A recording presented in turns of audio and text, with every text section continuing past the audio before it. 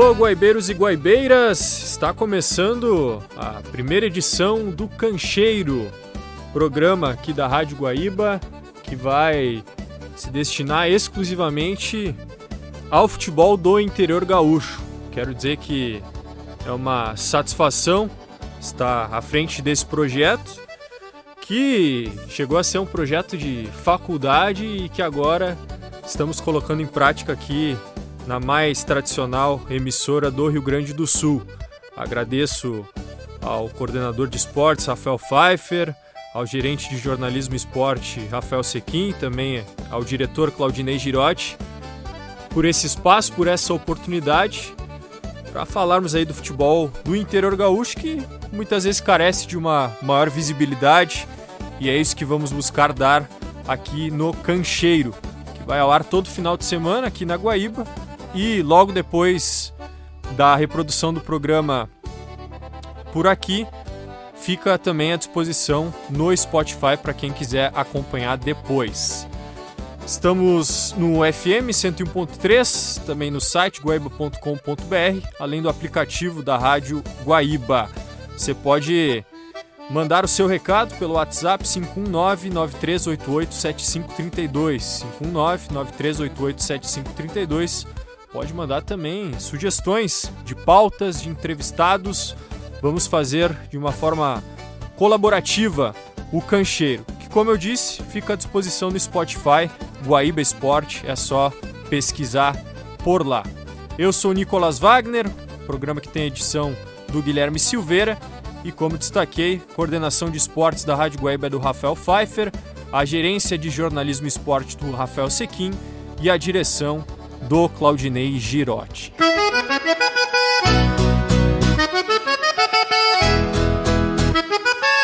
Bom, sem mais delongas, vamos repercutir o que foi essa semana para as equipes aqui do interior gaúcho. Começou a Copa Sul-Sudeste, primeira edição da Copa Sul-Sudeste começou nesta semana e a dupla Caju representa o Rio Grande do Sul. O Caxias estreou na terça-feira, ficou no empate em 0-0 com o Operário de Ponta Grossa no Centenário. O Caxias, que se prepara também para o início da Série C do Campeonato Brasileiro, utilizou força máxima, mas é um time bem diferente em relação ao Gauchão, em que o Caxias não fez uma boa campanha, caiu nas quartas de final para o Ipiranga, foi abaixo do que o Caxias estava acostumado a fazer no Gauchão, sempre chegando no mínimo até a semifinal, e além de ser eliminado pelo Ipiranga nas quartas de final, também caiu para o São Luís na semifinal da Taça Farroupilha. Então, ficou na 7ª colocação do Campeonato Gaúcho o Caxias, que além disso foi eliminado precocemente logo na sua estreia na Copa do Brasil para outro gaúcho, Guarani de Bagé, venceu o Caxias em pleno Centenário, eliminando o Grenado Povo, que, por conta desse mau desempenho nesse início de 2026, teve uma reformulação do elenco, que foi promovida principalmente pelo novo executivo de futebol do Caxias, o Farney Coelho. 12 jogadores saíram, 12 chegaram e muitos deles já estiveram em campo nesse empate em 0-0 com o Operário, na estreia na Copa Sul-Sudeste. O Operário que utilizou um time bem alternativo, com muitas reservas, também jogadores oriundos das categorias de base, já que o foco do Operário está na Série B do Campeonato Brasileiro, a Série B que já começou. Vamos conferir a avaliação do técnico do Caxias, Marcelo Cabo, sobre essa estreia na Copa Sul-Sudeste com empate em 0-0 com o Operário. Eu acho que a atuação foi boa, a gente foi dominante no jogo, né? Eu não me lembro de uma defesa do Busato no jogo e nós tivemos 63% de posse de bola, 14 finalizações, um volume bom de jogo. Eu acho que você, quando inicia o jogo com 7 novas peças, né? 7 novos jogadores vindo de uma intertemporada, a gente sabia que não ia ser como a gente idealizava. Mas eu acho que só nos faltou o gol, porque a gente teve volume, a gente teve repertório de movimentações, e eu acho que o conjunto ele vai vir com o passar do tempo, um volume entre eles, um conhecimento pleno entre os atletas. Nós somos hoje um time heterogêneo e um elenco heterogêneo, né? Mas o que a gente fez durante as 3 semanas de trabalho, a gente acabou saindo muitas coisas que a gente trabalhou. E assim, você falar assim que um resultado em casa, um empate, é muito ruim. Ruim, porque a gente precisava vencer. Mas quando você olha que a gente teve um bom volume, a gente jogou no campo do adversário, criamos situações por dentro, por fora, tivemos um repertório e aí pecamos naquilo que o futebol brasileiro tem pecado muito, no último terço, no acabamento, na tranquilidade para finalizar. Tivemos muitas situações de finalização, mas tivemos o controle do jogo, o domínio do jogo, como eu quero que o Caxias seja em casa. Mas aí cabe a mim trabalhar esse terço final, trabalhar essas finalizações, melhorar. Tá aí o Marcelo Cabo, técnico do Caxias, avaliando essa estreia na Copa Sul-Sudeste, empate em 0-0 com o Operário no Centenário em Caxias do Sul. Quem também estreou nesta semana na Copa Sul-Sudeste foi o outro representante gaúcho, o Juventude, que perdeu por 2-0 para o Sampaio Corrêa, do Rio de Janeiro, lá em Saquarema, esse jogo que foi na última quarta-feira. O Juventude, diferentemente do Caxias, utilizou um time bem alternativo, com a maioria dos jogadores oriundos das categorias de base do Ju, apenas alguns jogadores do elenco principal para dar um pouco mais de experiência para essa equipe. E o Juventude acabou sendo derrotado, portanto, por 2-0, iniciou com um mau resultado na Copa Sul-Sudeste, mas o Juventude já deixou claro, né, que o foco está na Série B e na Copa do Brasil, em que o Juventude vai enfrentar o São Paulo na quinta fase. A Copa Sul-Sudeste vai ser utilizada para fazer exatamente o que o Juventude fez na estreia, observar jovens jogadores e também dar minutagem para atletas do elenco que recebem menos oportunidades na Série B. O Lucas Andrino, executivo de futebol do Juventude, explicou esse planejamento para a Copa Sul-Sudeste e avaliou a derrota na estreia para o Sampaio Corrêa lá em Saquarema, no Rio de Janeiro. É uma competição nova que se iniciou esse ano. Algumas outras equipes, pelo que eu vi, também têm disputado os seus primeiros jogos aí com uma equipe mais nova, né? Até para oportunizar os garotos, que é a nossa ideia, oportunizar os atletas que também estão transitando ali de sub-20 para profissional. O Juventude é um clube que hoje investe nas suas categorias de base, uma boa estrutura, com boa alimentação, com departamentos médicos, com fisiologia, com toda a estrutura que uma categoria de base à altura tem que ter. Hoje o Juventude propicia. Então, mais do que justo a gente começar a olhar para dentro da nossa formação, em que nível que nós estamos, né? E eu, sinceramente, do que nós vimos aqui hoje, eu gostei de algumas coisas, é óbvio que nem tudo, até porque o resultado, ninguém gosta de ser derrotado, né? Mas vimos muitas coisas importantes. Eu vou conversar com o Maurício também, para também entender o que ele enxergou aí dentro do jogo de hoje, né? Temos outros jogos também da Copa Sul-Sudeste que a gente ainda não definiu a forma como nós vamos para o jogo, mas hoje foi muito válido aqui para olhar o nível, coisas interessantes, né? Tem jogadores que vêm mostrando um nível de maturação aí importante para a gente começar talvez, né, olhar e levar para o campeonato principal, que é a Série B do Campeonato Brasileiro. Mas é isso, acho que está tudo dentro do planejamento, dentro daquilo que a gente organizou junto do Comitê do Futebol do Juventude, né? Então, saiu triste pelo resultado, que não era o resultado que a gente queria, mas em contrapartida também feliz pelo um pouquinho que a gente deu para a gente olhar hoje sobre os garotos.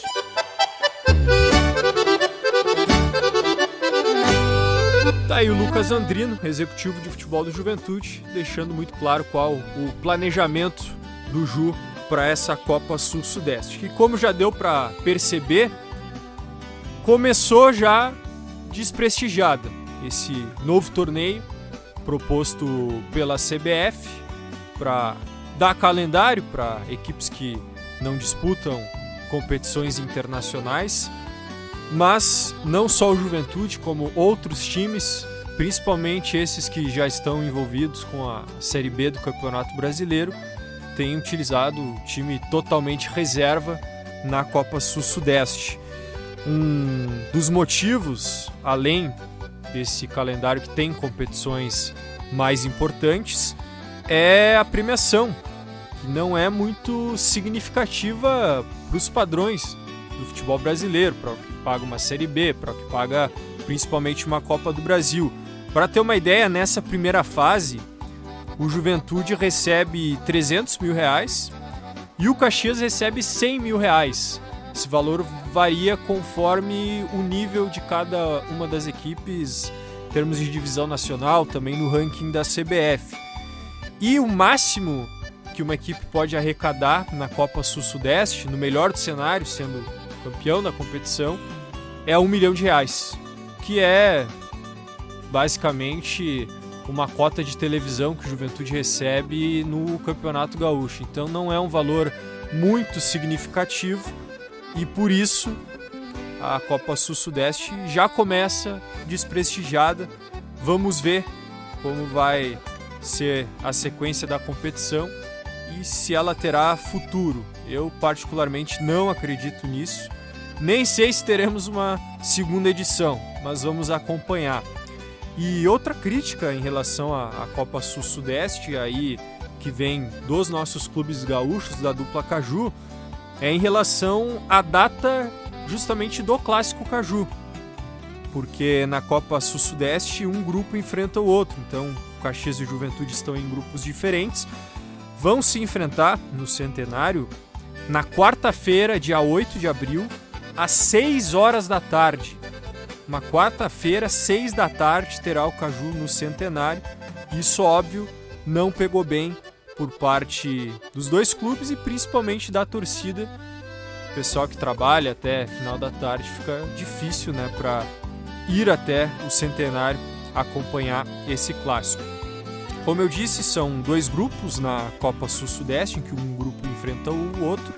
No grupo A estão Sampaio Corrêa, do Rio de Janeiro, Tombense, Chapecoense, Novo Horizontino, Cianorte e Caxias.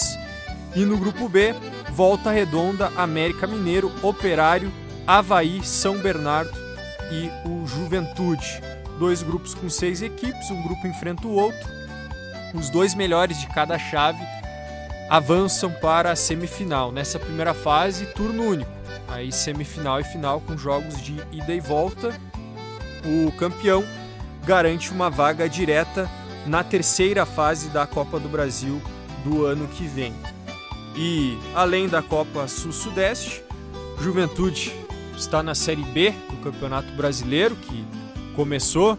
Juventude que não estreou bem, perdeu por 2-0 para o Avaí lá na ressacada em Florianópolis e busca reação nesta terça-feira. Às 6h30 enfrenta o Novo Horizontino, que foi vice-campeão paulista, é um dos candidatos ao acesso na Série B. Parada dura para o Juventude no Alfredo Jaconi, mas precisa buscar a recuperação, precisa buscar os primeiros pontos na Série B, até para não deixar a turma da frente desgarrar.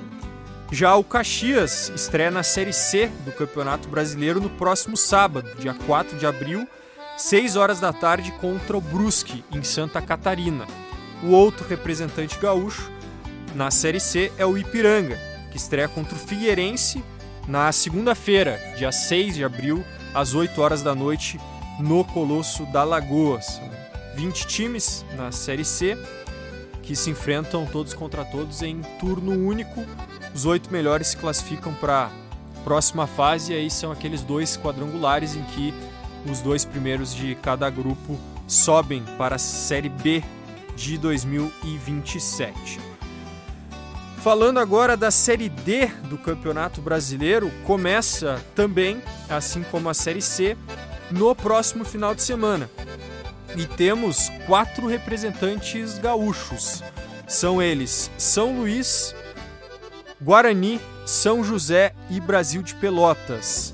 O São Luís e o Guarani estão no grupo A15, ao lado de Joinville, Cianorte, Cascavel e Santa Catarina.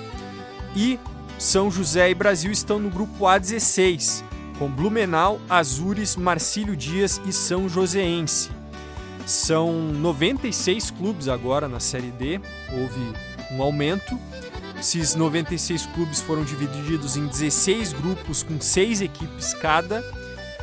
As equipes se enfrentam dentro dos grupos em turno e retorno, com os 4 primeiros de cada grupo se classificando para os mata-matas. A partir daí, são jogos de ida e volta, sendo que os semifinalistas sobem direto para a Série C e os 4 times eliminados nas quartas de final vão disputar um playoff para decidir os outros 2 que sobem. Então serão 6 equipes que ascenderão da Série D para a Série C, até porque a Série C vai ter um aumento no número de clubes a partir de 2027. A Série D começa, como eu disse, no próximo final de semana e vai até dia 13 de setembro.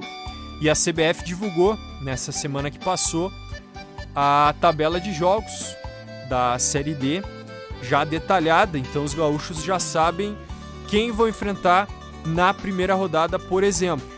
O São Luís é o primeiro a estrear, joga no sábado, dia 4, 3 da tarde, contra o Joinville, lá na Arena Joinville, em Santa Catarina. Também no sábado, mas às 5 da tarde, aqui em Porto Alegre, o São José recebe o Blumenau no Passo da Areia. No domingo, 13h30 da tarde, o Brasil recebe o Azures no Bento Freitas, em Pelotas.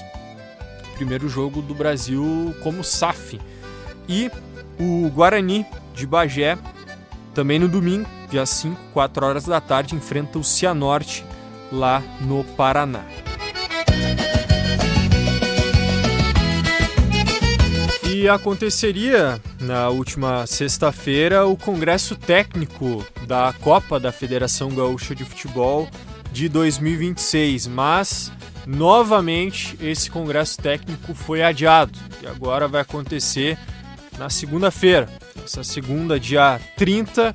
Enfim, os clubes que manifestaram interesse em disputar essa competição vão se reunir na sede da Federação Gaúcha de Futebol para que seja definido o regulamento desse torneio, que dá uma vaga para a Série D do Campeonato Brasileiro, uma vaga para a Copa Sul-Sudeste e também para a Recopa Gaúcha, todas elas de 2027. Só tem um empecilho que, para dar vaga para a competição nacional, de acordo com normativa da CBF, 4 clubes da elite do estado precisariam disputar a Copinha e apenas 2, Guarani e Monson, demonstraram interesse. Então temos que aguardar para ver se alguma outra equipe do Gauchão vai demonstrar interesse. Normalmente Grêmio, Inter, Juventude disputam esse torneio com time sub-20, com guris da base, mas eles precisariam participar do campeonato para que essas vagas nacionais sejam dadas à Copinha, que tem 10 equipes interessadas até segunda ordem e deve começar no início de maio, indo até julho, essa competição que normalmente era no segundo semestre, mas agora foi antecipada para o primeiro semestre, e no segundo semestre teremos a divisão de acesso e também a terceirona aqui do Gauchão.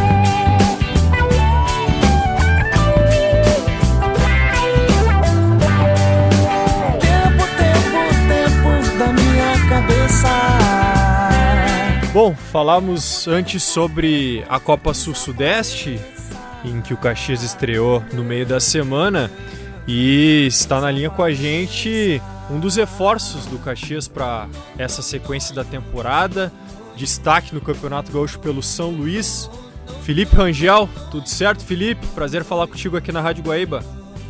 Fala, Nicolás, tudo bem? Prazer tá imenso aí, tá falando com vocês aí da rádio. Agradecer pelo convite de poder estar conversando com vocês aí. Como é que foi essa chegada no Caxias depois do Gauchão, Felipe? Cara, para mim foi importante dar um passo, né? Um passo grande, querendo ou não, é uma diferença de clube, né? Lá do São Luís de Juí até aqui o Caxias, mas o pessoal me recebeu bem, né? Estou conseguindo me adaptar muito rápido. E a sequência que a gente jogou ali terça-feira, para mim foi importante para conhecer os novos colegas, mas vamos dando sequência aí no trabalho. E antes de a gente falar mais sobre essa sequência no Caxias, Felipe, queria falar contigo sobre a tua trajetória. Tu é natural de Condor, isso? Isso, cidade pequena aí. E começou por lá, jogando bola? Cara, eu comecei desde pequeno é difícil alguém ir ver lá, né, uma cidade bem pequena do interior do Rio Grande do Sul. Sim. Alguém estar vendo a gente jogar futebol, e então fui um dos privilegiados que eu consegui sair de lá. Uhum. Como é que se deu essa oportunidade aí? Cara, eu sempre tenho uma escolinha lá que é o Greminho, que é o Greminho Condor, que falam lá que eu consegui me destacar. Aí os professores falaram para os meus pais que eu tinha, né, um futuro, que eles deveriam investir. Aí acabei saindo pela região ali, fazer avaliação. Eu fui fazer avaliação no Grêmio, quando eu tinha 8 anos de idade.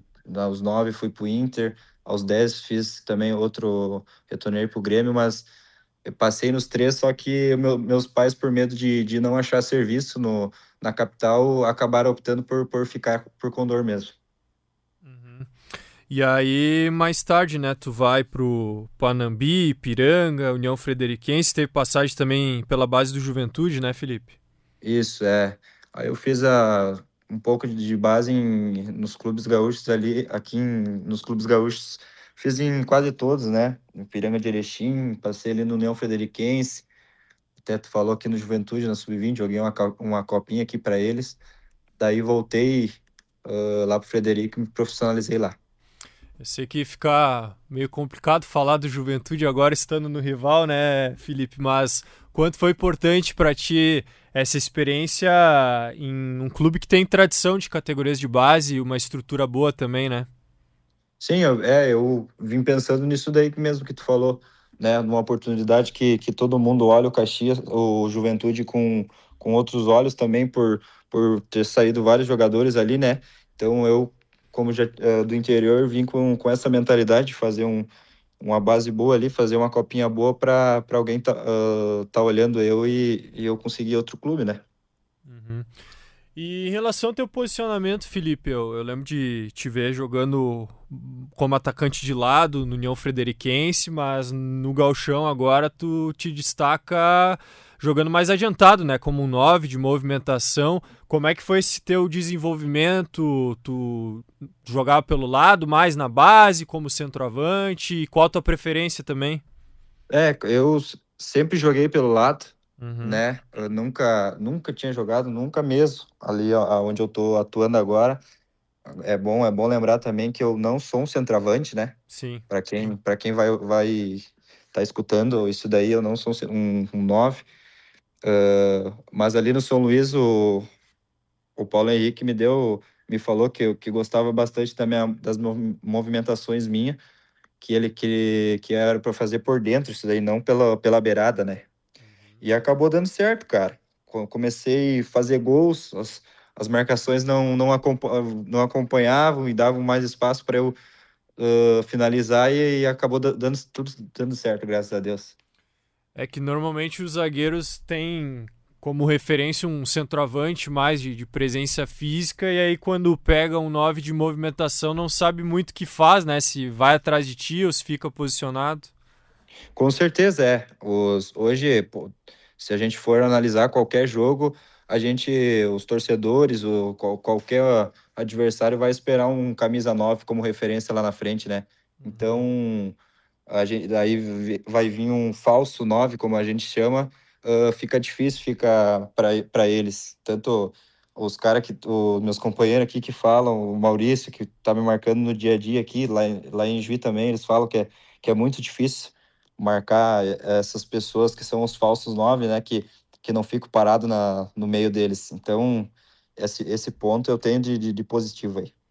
Mas pelo que eu percebi quando tu falou antes que não é centroavante, tu prefere jogar pelo lado, então. Eu tenho a preferência, né, cara, de jogar pelo lado direito, Aham. de eu poder trazer para minha perna esquerda e ou dar um passe ou dar uma finalização. Esse foi sempre a minha característica, né? Nunca mudei isso daí. Mudei agora ali no São Luís, quando eu fui para dentro dos dois zagueiros ali. Sim. E no São Luís foram 4 gols no Campeonato Gaúcho, um dos destaques da competição. Se eu tivesse a possibilidade de fazer uma seleção, Felipe, te colocaria na seleção do Gauchão, inclusive. E além de fazer 4 gols, sendo um deles contra o Inter aqui no Beira-Rio, foram gols bonitos também, né, Tchê? Qual, na tua opinião, foi o mais bonito deles? Cara, graças a Deus eu consegui fazer esses 4 gols aí que todo mundo tava olhando. Agora tu perguntou qual foi o mais bonito, cara. Vai ser até engraçado. Eu acho o mais bonito foi aqui contra o Caxias mesmo, cara. Sim. Que teve mais dificuldade foi o mais bonito por ter a distância, né? Muito longe do gol. E esse jogo contra o Caxias, o pessoal comentou aí contigo o quanto foi determinante para tu ir pro Caxias? Cara, pra te falar a verdade, pra não mentir, eu saí no primeiro tempo ali, que eu falei foi uma promessa lá em Juiz que eu ia fazer um gol e pedir pra sair. Só que ali, depois do jogo, ninguém me comunicou nada, né? Foi logo depois do segundo jogo da final contra o Novo Hamburgo. Meu empresário me ligou, daí falou que eu tinha falado com o Farney que estaria meio que acertado a minha vinda pra cá. Uhum, entendi. E o São Luís, Felipe, é um clube que é muito organizado, né? Serve como referência aí para as demais equipes do interior, vai para o 10º ano na elite do Gauchão. Como é que foi jogar por lá, questão de estrutura mesmo do São Luís? Cara, todo mundo, quando eu cheguei aqui, perguntou como é que era lá, né, cara? Não tenho nada a reclamar, né, de lá. Como tu falou, é uma excelente estrutura para uma equipe do interior, né? Tem vários profissionais excelentes, os da casa lá, que estão sempre ajudando. Então, eles priorizam, né? Quando na temporada do Campeonato Gaúcho, eles priorizam. Eles são bastante exigentes com isso, para se manter na elite do gauchão e tentar, né?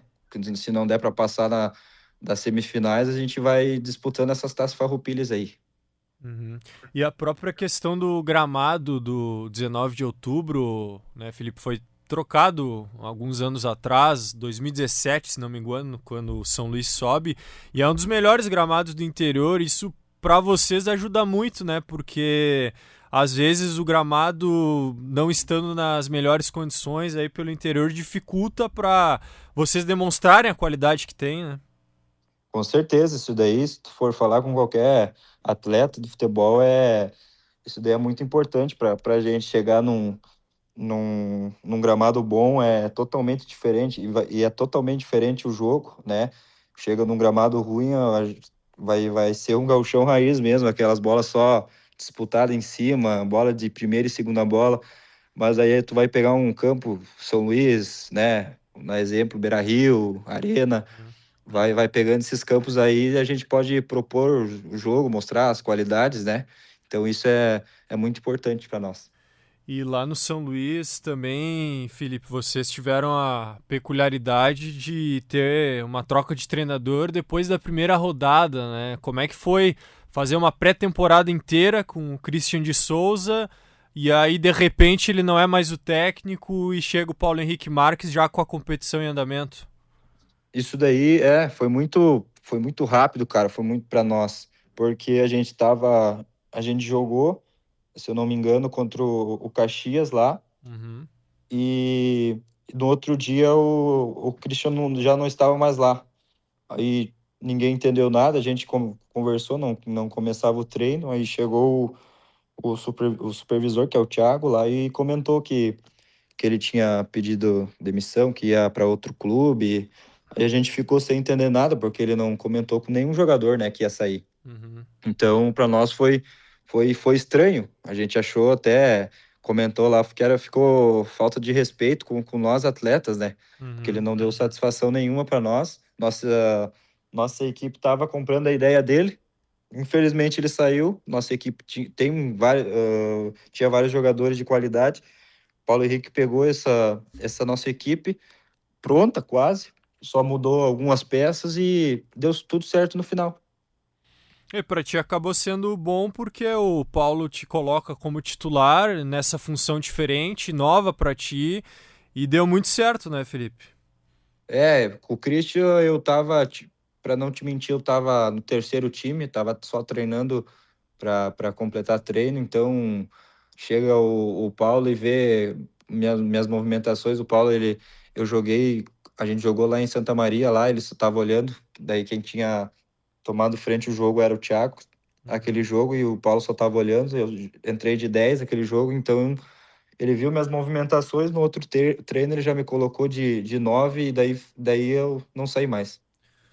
Bacana. E, bom, Felipe, depois desse grande gauchão que tu fez pelo São Luís, surgiu essa oportunidade no Caxias, e tu tava falando lá no início da nossa conversa que é um degrau a mais, né? Um outro patamar, e além da questão de tradição, de estrutura do Caxias, o calendário, eu imagino que é muito importante, né? Porque os jogadores do interior vivem essa dificuldade de jogar um campeonato por um time 3 meses, aí tem que ir para outro, não consegue ter uma sequência em lugar algum. O Caxias te oferece isso, né? Essa estabilidade com um calendário de ano cheio e Série C para disputar. Isso, a gente lá no São Luís, a gente até comenta isso daí que é ruim para o atleta, né? Que a gente fica trocando de time, não sabe se vai ter sequência ou não vai, ou vai para casa. Então, a gente tenta fazer um campeonato bom para que outras equipes, né, que tenham um calendário cheio, como o Caxias tem, de oferecer uma oportunidade para a gente, né? Porque a gente também trabalha, mas a gente também tem a qualidade de poder estar no meio desses jogadores que estão aqui. Então, o Caxias me deu essa oportunidade de vir para cá e eu agarrei.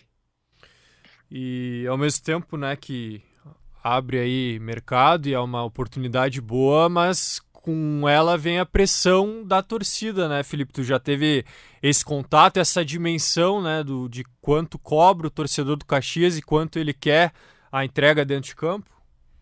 Sim, eu primeiro jogo aqui contra na Taça Farroupilha eu já vi que era diferente a torcida aqui, né?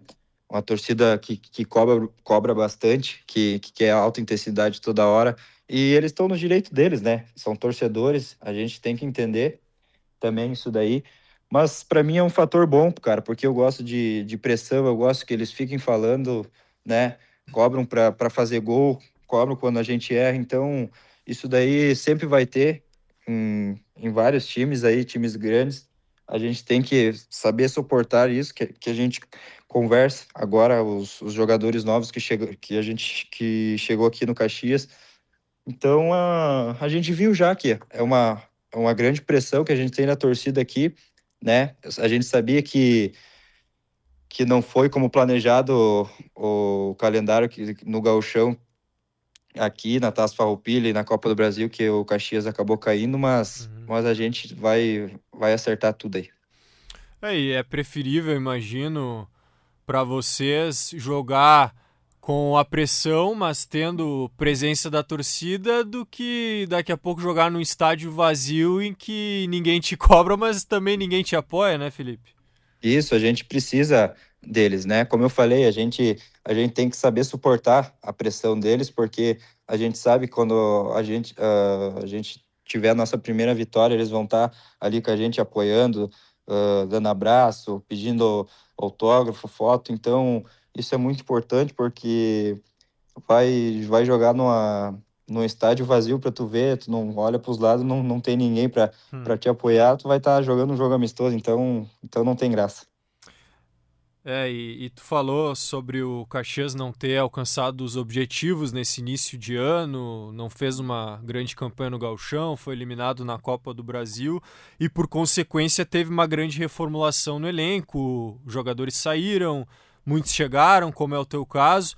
Como é que está sendo desenvolver um entrosamento, né, com esses novos jogadores, tantos que chegaram, tendo pouco tempo para se preparar, né, para as competições, tanto a Copa Sul-Sudeste, que já começou, quanto a Série C, que vai começar na sequência? A gente lá de longe, quando estava no São Luís, a gente comentava, a gente sempre fica acompanhando esses times grandes, né, que acabam sendo eliminados ou passam de fase. A gente sempre fica de olho lá e a gente sabia que a fase aqui não estava tão boa. A gente acabou aceitando, cara, de vir para cá, para Caxias, para ter essa oportunidade, né, de mostrar um novo trabalho que o Marcelo vai fazer com a gente, né? Pode ter certeza, independente de a gente não ter feito o gol, claro, faltou a cereja do bolo na terça-feira, que faltou o essencial, que era o gol, né? Infelizmente não veio, então, para nós, assim, saiu 12 jogadores, que eu achava muito bom os que saíram, cara, e chegou 12 jogadores também de muita qualidade, então, para nós, né, criar um vínculo ali, a gente foi o mais rápido possível, porque tu falou, já começou a Copa Sul-Sudeste, e na outra semana, não sei, primeiro jogo da Série C, mas já tá perto aí, então a gente teve que ser bastante rápido, né, para ter essa comunicação entre nós. Claro. E tu citou o Marcelo Cabo, técnico do Caxias. Como é que tem sido esse início de trabalho com ele, um treinador experiente, com seleção brasileira e tudo no currículo, né, Felipe?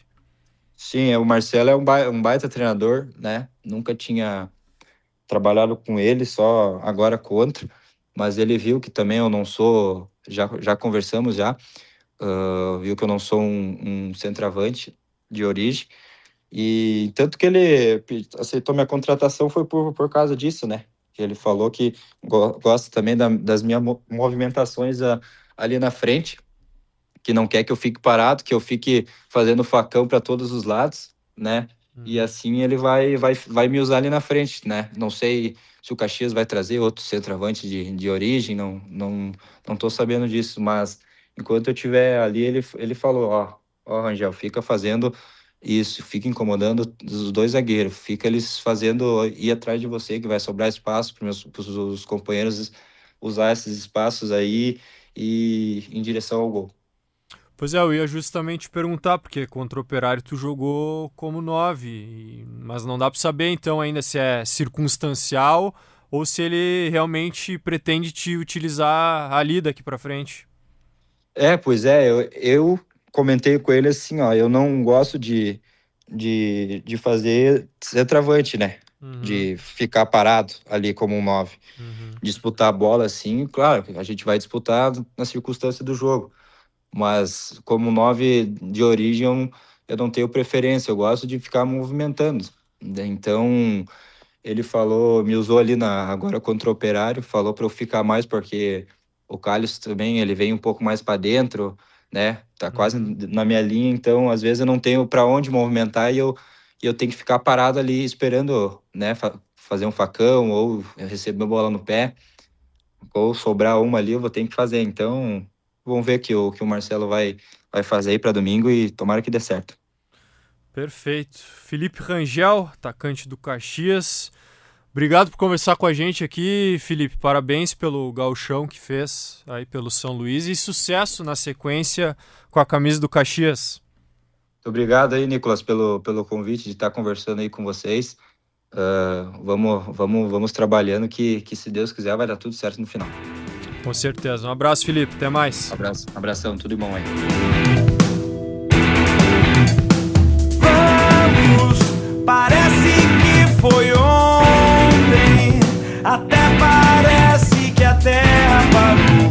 parece que não choveu mais. Vamos, ainda existe uma rua, ainda existe um lugar bem melhor. O mais difícil é enxergar que a terra não parou.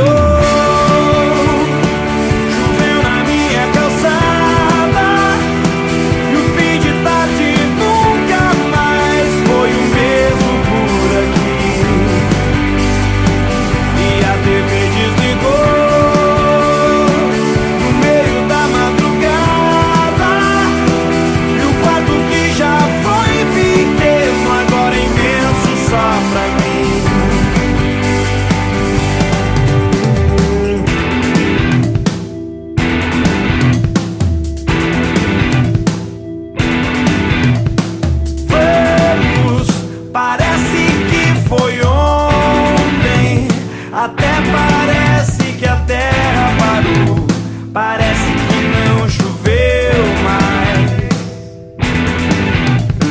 Vamos, ainda existe uma rua, ainda existe um lugar bem melhor. O mais difícil é enxergar que a terra não parou.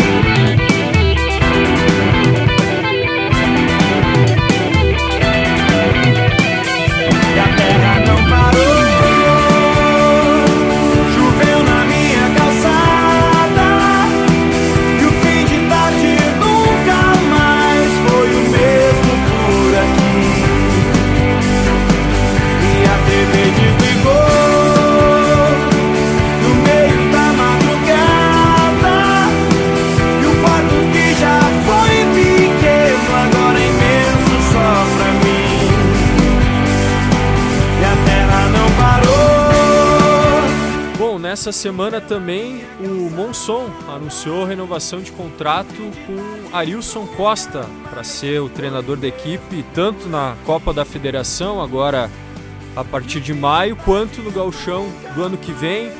E o Arilson está na linha com a gente para repercutir. Tudo bem, Arilson? Prazer falar contigo mais uma vez aqui na Rádio Guaíba.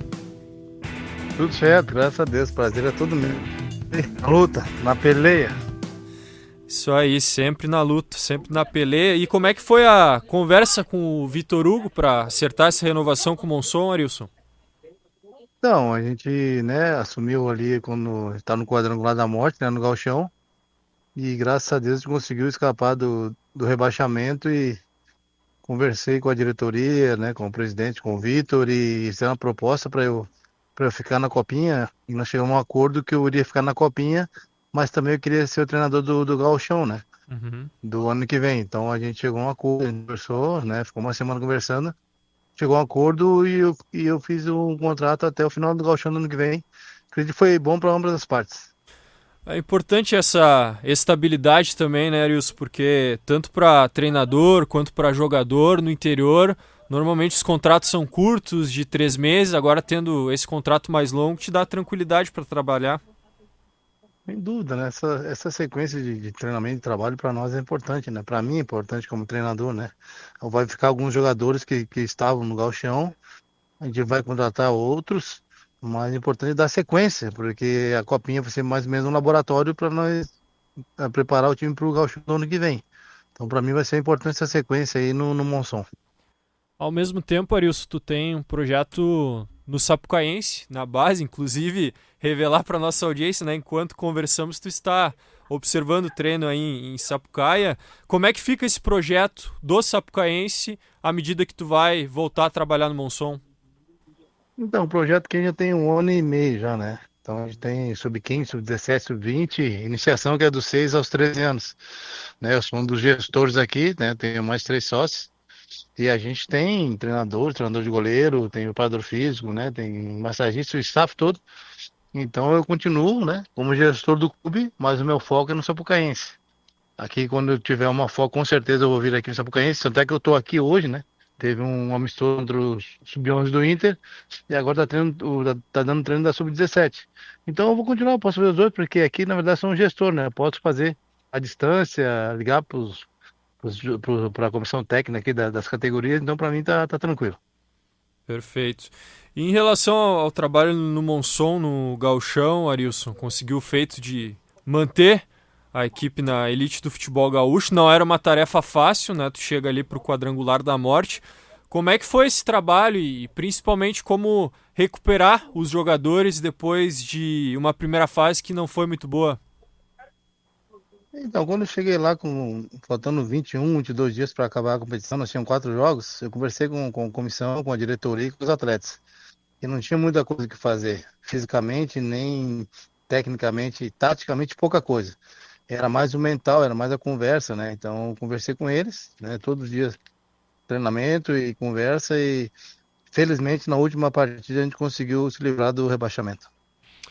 Foram 20 dias e 4 jogos, tu falou, né? Não deu nem tempo, imagino, de curtir um pouco a praia em Capão. Agora vai dar para aproveitar um pouquinho a praia, Arilson? Espero que sim, né? Eu falei pro presidente, falei pra diretoria, né? E depois, se deu certo, a gente não caísse, eu ia ficar uma semana aproveitando, mas não deu para eu ir lá. Mas agora eu vou para lá semana que vem já, até para ver o campo de treinamento, fazer o plantel, ver como vai ser pré-temporada. Então eu vou ficar uma semaninha trabalhando, mas vai ter uma folguinha, dar uma aproveitada na praia, com certeza. Boa, boa, merecido. E ainda sobre o Gauchão, Arilson, Monson acabou tendo um destaque que terminou como um dos artilheiros do campeonato, o Fabinho, né? Te surpreendeu esse jogador que não tinha experiência ainda no futebol gaúcho, né? Foi a primeira passagem dele por aqui e deixou uma ótima impressão. Não, a mim não me surpreendeu, vou te falar por quê. Porque quando eu subi o Atlético Catarinense no outro ano, ele jogou comigo no Atlético Catarinense, então eu já conhecia ele. Né? No Atlético Catarinense ele não era meu titular, mas eu já conhecia o treinamento dele, sabia do potencial dele. E graças a Deus, né, que aqui ele estava numa fase boa e conseguiu ser o artilheiro. Mas eu já conhecia ele, para mim não foi uma surpresa porque eu já conhecia ele. É muito bom jogador, tecnicamente, né? E ele podia ter feito mais gols, né? Que ele jogou poucos jogos. Mas enfim, então ele foi um destaque do campeonato e foi o artilheiro da competição. Isso é importantíssimo para a carreira dele também, né? É importantíssimo. Claro.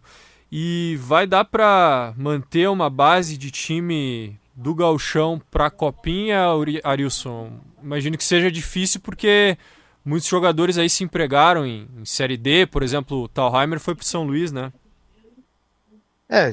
Nós vamos tentar manter o máximo de jogadores que jogaram a competição, né? Então, no mínimo, 6 jogadores que estavam no quadrangular da morte ali já estão acertados com a gente para a Copinha. E é óbvio que a gente vai ter renovações, né? A gente está fazendo contato com alguns atletas, com algum empresário de atleta, para a gente formar uma equipe boa que possa, pelo menos, competir na Copinha. E é muito difícil buscar jogador nessa época agora, Arilson, porque é uma diferença em relação aos anos anteriores, em que a Copinha era no segundo semestre e aí tinha aquele vácuo de mercado, né? Terminava a Série D, Série C, tinha muito jogador livre. Mas agora a Copinha vai acontecer ao mesmo tempo que essas competições nacionais. Fica mais difícil para buscar jogadores, eu imagino. Sim, fica um pouco mais difícil, mas se tratando de Copinha, a gente sabe que na verdade a Copinha às vezes é um laboratório para o Campeonato Gaúcho do ano seguinte, né? Então, como tem jogadores empregados, né, que em competições tem vários jogadores também que estão desempregados. Então a gente está conversando, está vendo as posições que a gente precisa para não tentar errar o mínimo possível para fazer uma grande equipe para a competição. Já está definido onde o Monson vai jogar na Copinha, Arilson? A gente vai jogar em Capão na Canoa, cidade definida. A gente vai jogar em Capão na Canoa. Só que o estádio não está definido ainda. A gente viu 2 estádios, a gente vai lá ver outro também. Tem que fazer algumas reformas, algumas coisas. Então a cidade vai ser em Capão na Canoa. A gente vai treinar e jogar lá. Mas o estádio não está definido ainda. Facilita muito em termos de logística, né? Porque no Gauchão você se treinava em Capão e tinha que vir jogar em Porto Alegre como mandante. Isso, até porque ali no São José é campo sintético, nós treinávamos em Também. grama natural, entendeu? Uhum. Então aí dificultava um pouco. A questão de logística, como tu falou, de fardamento, mas agora a gente tá fazendo de tudo para jogar lá em Capão, até porque a cidade abraçou, né? A prefeitura abraçou, a torcida, então para nós seria interessante nós disputar a competição lá em Capão da Canoa.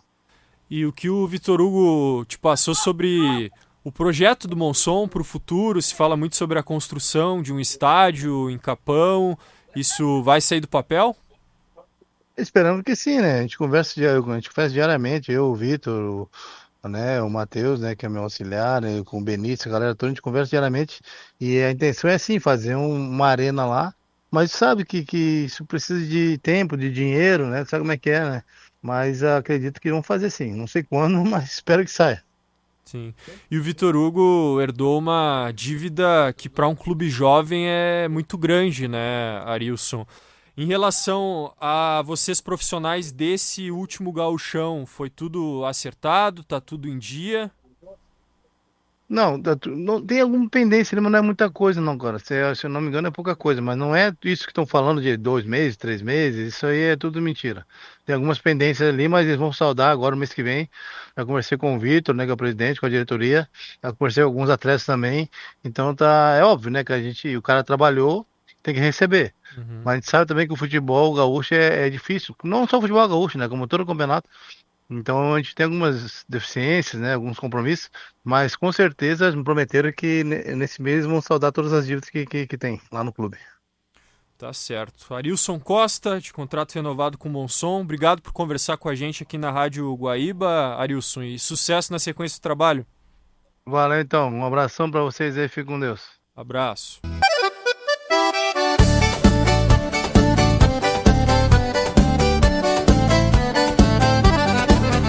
Daí, Arilson Costa, técnico do Monson, contrato renovado para Copinha, agora de 2026 e também para o Campeonato Gaúcho de 2027.